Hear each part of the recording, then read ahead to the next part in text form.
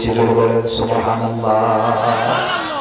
তাহলে কোরআন যা বলে বিজ্ঞানও তাই বলে। বিজ্ঞান বলতেছে ১৫০০ বছর পরে, আর কোরআন বলে দিয়েছে ১৫০০ বছর আগে। আল্লাহু আকবার বলে। তাহলে কোরআনটাই হচ্ছে আপডেট। কোরআনটা কি আপডেট? এটা যা বলবে এটাই হচ্ছে রাইট। স্ত্রী মশা কামড়ায় এবং সে কামড়টা দেয় শীতের রাতে, দেখবেন ঠান্ডার কারণে মশার উপদ্রব কম। আপনি লক্ষ্য করে দেখলেন কোথাও কোনো মশা নাই, কিন্তু আপনি যখন ঘুমাতে গেছেন মশারি ছাড়া, হঠাৎ করে একটা মশা এসে আপনার কানের কাছে এসে সারেগামা পাধানিসা কি আওয়াজ আছে না নাই? আচ্ছা, শুরু করে দিল। কিন্তু আপনি তাকে দেখলেন না, কিন্তু সে আপনাকে দেখলো কেমনে?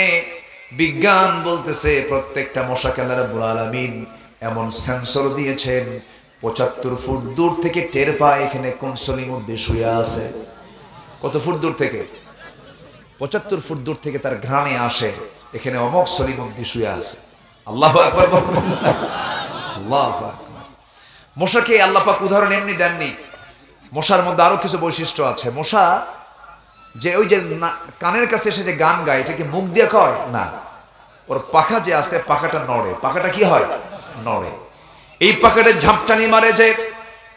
বিজ্ঞান বলতেছে, জুলজি বলতেছে, প্রত্যেক সেকেন্ডে একটা মশা তার পাখাকে নড়ায়। প্রত্যেক সেকেন্ডে, মিনিট কিন্তু নয়, প্রত্যেক সেকেন্ডে তার পাখা নড়ায় হলো ৫০০ থেকে ৬০০ বার। যা আজ পর্যন্ত কোন মেশিন আজ পর্যন্ত মশার মতো দ্রুত গতিতে এরকম নড়তে পারে এমন কোন মেশিন পৃথিবীতে আবিষ্কার হয় নাই। জোরে বলি আল্লাহু আকবার। চিন্তা করুন। এরপরে নাম্বার ৪, এই মশার কামড়ে বিদায় নিছিল একজন কুখ্যাত কাফের। তার নাম কি? আল্লাহ কয় তোরে বেশি কিছু দেব না, মশা দিলাম, যা।